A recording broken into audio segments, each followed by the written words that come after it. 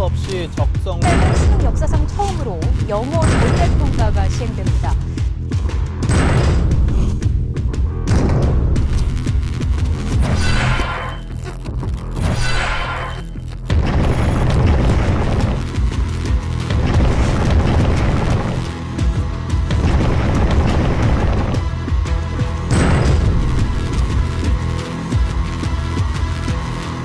자, 지금부터 우리 첫 번째 그래머 들어갑니다. 우리 첫 번째 그래머는 명령문 and 명령문 or 이라고 하는 것에 대해서 공부를 하실 건데요.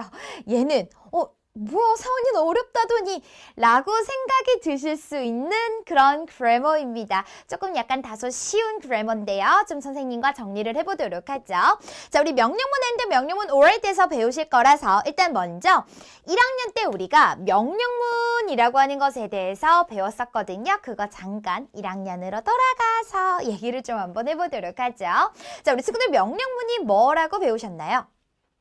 명령문이라고 하는 것은 선생님, 엄마가 선생님한테 많이 하는 거죠. 김이나 밥 먹어! 방 치워! 뭐 이런 것들 전부 다 명령문이죠. 명령문이라고 하는 것은 너라고 하는 주어에게 얘기를 하는 건데요. 어느 누가 봐도 너한테 얘기하는 거라서 you라고 하는 주어를 빼고요. 동사 원형으로 시작하게 되는 것들 우리가 명령문이라고 얘기를 합니다. 그래서 명령문이라고 하는 것의 기본적인 뜻은 뭐뭐 해라 이렇게 해석할 수가 있는 거겠죠. 그래서 대표적으로 be quiet, 조용히 해라. 이렇게 되는 거죠. 자, 혹은 이런 것도 있습니다. 뭐뭐 해라라고 하는 것도 있지만 뭐뭐 하지 마라 라고 하는 것도 있죠. 우리가 부정명령문이라고 부르는 뭐뭐 하지 마라 라고 하는 것도 어쨌거나 명령문 되는 겁니다. 자, 그래서 우리 명령문이라고 하는 것은 크게 두 가지 해석하는 방법까지 중학교 1학년 때 배웠던 거고요.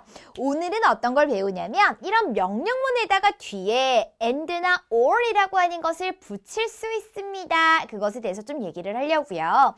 그래서 명령문 동사원형 뒤에다가 and나 or 붙여주게 되죠. 이것도 마찬가지로 and나 or이라고 하는 형태를 붙여줌으로써 문장을 만들어주게 되는데 이때 여러분들이 잘 하셔야 되는 건 해석입니다. and가 들어왔을 때 우리가 알고 있는 and는 그리고 or 우리가 알고 있는 해석은 혹은 또는 이라고 하는 의미를 가지잖아요. 그런데 얘들이 명령문과 만나게 되면 엄청나게 다른 뜻을 가지게 됩니다. 그거에 대해서 좀 정리를 할 거예요. 명령문이라고 하는 것 뒤에 and를 쓰게 되면 어떻게 해석할 거냐면 뭐뭐 해라. 그러면 뭐뭐일 것이다 라고 해석할 거고요. or 쓰게 되면 뭐뭐 해라. 그렇지 않으면 뭐뭐일 것이다. 이렇게 해석을 하게 되는 겁니다. 오케이? 그래서 and 그리고 아니에요. or 혹은 아닙니다. 명령문과 얘들이 만날 때는 해석이 바뀌게 되는 거니까 해석을 조금 유의를 해 두셔야 됩니다. 자, 우리 예를 조금 한번 들어볼까요? 이렇게 한번 해보죠. share 동사원형으로 시작합니다. share your problems with your friends. 자, 이러면 우리 어떻게 해석을 하실 수가 있겠습니까? 지금 여기와 같이 동사원형으로 시작하면 명령문이니까 뭐뭐 해라 라고 해석하시면 되죠. 야, 네 문제들을 네 친구들과 공유해라 라고 하는 의미입니다. 명령문이죠, 그죠? 그런데 내가 주저리 더 표현하고 싶은 거예요. 야, 너 네 친구들이랑 공유해. 컴마 찍고 and로 나타내 볼게요. and 그러면 이라고 해석한다 했죠. 그러면 you can get the best answer. 그러면 너는 최고의 해답을 얻을 수 있을 거다. 이렇게 해석이 되는 겁니다. 그래서 명령문이 나오고 and가 나오게 되면 뭐뭐 해라. 그러면 뭐뭐일 거다. 이렇게 해석한다고요. 오케이. 자, 한 번 더 한번 해볼까요? 이렇게요. Dry your wet hair. 야, 젖은 너의 머리 좀 말려라. dry라고 하는 동사원형으로 시작하니까 명령문 되시겠죠, 그죠? 야, 네 머리, 젖은 머리 좀 말려라. 하고요. or, 그렇지 않으면 You can catch a cold. 야, 너 그러면 감기 걸릴 수 있다, 얘. 이렇게요. 그래서 명령문 나오고 and랑 or를 썼을 때 우리 어떻게 해석하면 되는지 정리를 하면 되는 겁니다. 이거 배우려고요. 쉽죠? 그래서 명령문 다음에 and 나오면 뭐뭐 해라? 그러면. 명령문 다음에 or 나오면 뭐뭐 해라? 그렇지 않으면 이라고 해석하게 되는 거구나. 정리하시면 요거죠. 오케이. 자, 우리 여기까지 우리가 공부를 했다면 사실은 1학년이잖아요. 이제는 얘를 2학년 때 배웠던 문법까지 적용시켜서 바꿔 쓰는 얘기를 좀 함께 해보려고 합니다. 자, 얘 같은 경우에는 한번 생각해 보세요. 야, 너 네 친구들이랑 네 문제를 같이 공유해봐. 공유했니 안 했니? 아직 안 했어요. 근데 너한테 말하는 거야.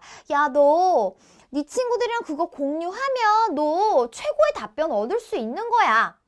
이래서 우리가 2학년 때 배웠던 만약 뭐뭐라면이라고 하는 접속사를 이용해서도 이 문장을 나타낼 수가 있는 거죠. 그래서 명령문 and 명령문 or이라고 하는 것은요. 우리가 if라고 하는 접속사를 이용을 하시면 바꿔 쓸 수 있어. if라고 하는 게 접속사죠. 그래서 얘가 한 문장의 주어 동사를 두 개 이렇게 데려오는 구조가 되는 거지. 그럼 보셔요. 지금 이런 문장을 내가 if절로 바꿔 쓸 수 있다라는 얘기거든요. 그러면 접속사 if로 바꿨습니다. 접속사니까 뒤에는 반드시 주어 동사 구조로 데려오셔야 되겠죠. 이때 주어는 누구라고요? 명령문이라고 하는 것은 you라고 하는 주어가 생략된 거라고. 그러니까 if you 들어오고 동사 뭐라고? share. 그리고 나머지는 그대로 적죠. 맞아. 그리고 컴마 찍고 내가 이제 뒷문장을 적어줄 건데 이때 and가 접속사였기 때문에 동사 두 개 데려올 수 있었어. 여기 if가 접속사 있어. and 또 적어주나요? 아니죠. and 적어주지 않습니다. and를 빼고 뒷문장 you can부터 그대로 적어주게 되시는 거죠. 오케이. 그래서 if라고 하는 것이 접속사이기 때문에 앞에 얘기했던 and나 or이라고 하는 것은 적어주지 않더라. 정리를 하시면 되고요.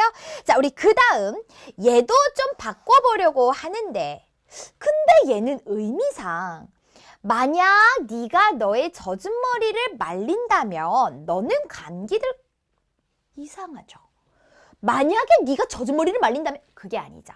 만약에 네가 젖은 머리를 말리지 않는다면 너는 감기 걸릴 거다. 이게 의미상 맞아떨어지는 거죠.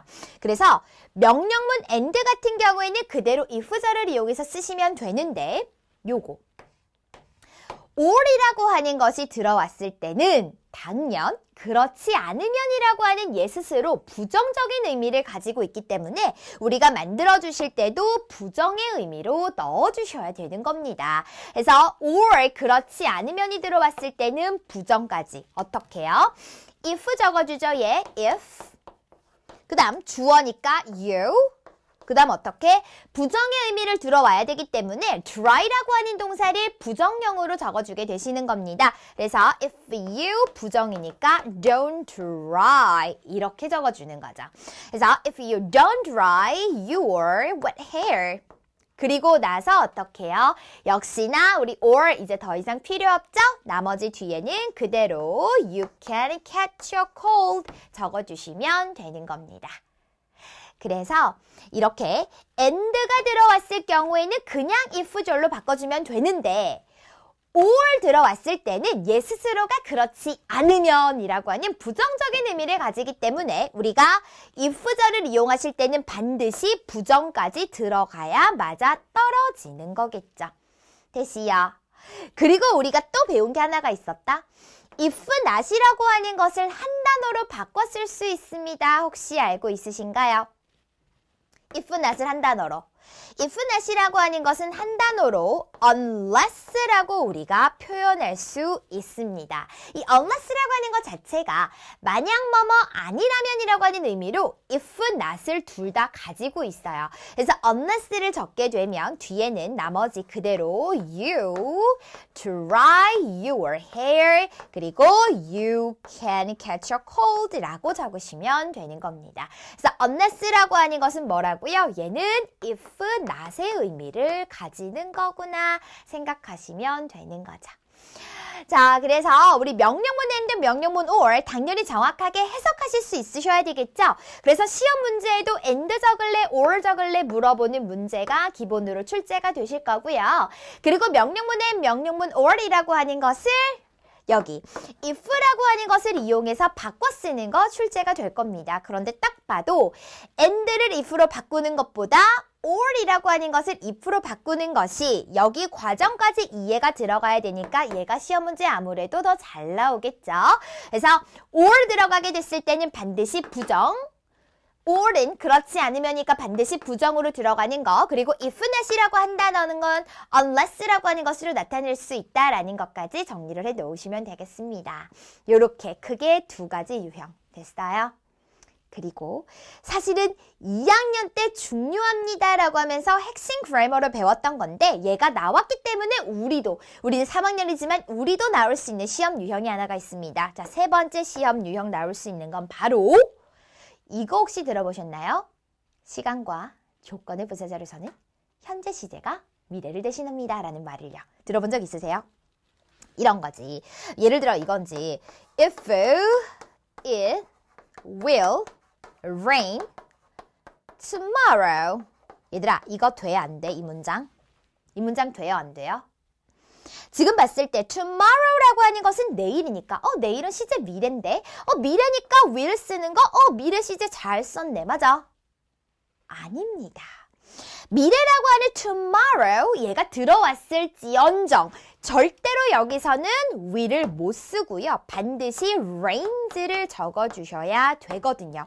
이걸 우리가 어떻게 정리를 하냐면 만약 뭐뭐라면의 의미를 가지는 조건을 나타내는 부사절에서는 즉 그냥 조건을 나타내는 의미의 주어 동사에서 그 동사 자리에서는 will이라고 하는 것을 못 적습니다. 현재 시제 적어야 됩니다. 그래서 이것을 현재 시제가 미래를 대신한다. 즉 will 쓰지 말고 그 자리에다가 현재 시제 쓰셔야 됩니다. 라고 하는 거예요. 아끼다끼. 그래서 지금 이런 거 같은 경우에는 뒤에 적으실 때 share과 그리고 don't write라고 하는 것이 들어왔으니까 뭐 전혀 시제 상관없이 현재 시제 들어오셨는데요.